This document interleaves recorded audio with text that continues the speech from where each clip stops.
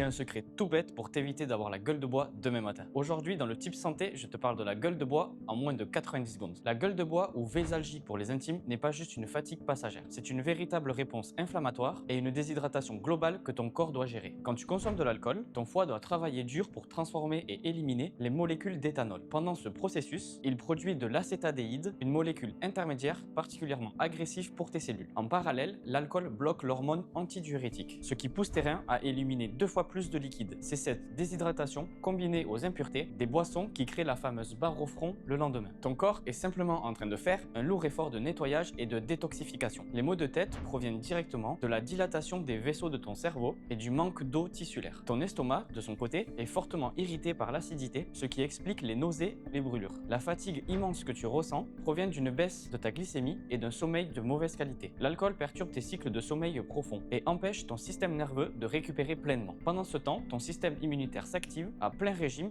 un peu comme si tu couvais une maladie. Pour soulager ton mal de tête, prendre le mauvais médicament peut s'avérer dangereux. Évite absolument le paracétamol car ton foie est déjà sous pression et cette association s'avère toxique pour lui. L'aspirine ou l'ibuprofène calme la douleur, mais il risque d'agresser la paroi de ton estomac qui est déjà sensible. Quant à l'idée de reboire un verre d'alcool le lendemain pour aller mieux, c'est un mythe qui ne fait que retarder l'échéance. Pour aider ton organisme à récupérer, la clé reste une bonne gestion de l'eau et des minéraux. L'idéal est d'anticiper pendant la soirée, en intercalant systématiquement un grand verre d'eau entre chaque verre d'alcool. Pense aussi à faire un repas complet riche en féculents, avant de sortir pour ralentir l'absorption et maintenir ta glycémie. Le lendemain, privilégie une eau riche en minéraux ou un bouillon de légumes pour compenser les sels que tu as perdus. Enfin, si une personne fait un malaise ou reste inconsciente, après une soirée, appelle immédiatement le 15 ou le 112. Profite bien de ton été et amuse-toi en soirée. Mais fais attention aux excès et surtout, ne prends jamais le volant si tu as consommé de l'alcool. Et voilà, tu sais tout sur la gueule de bois.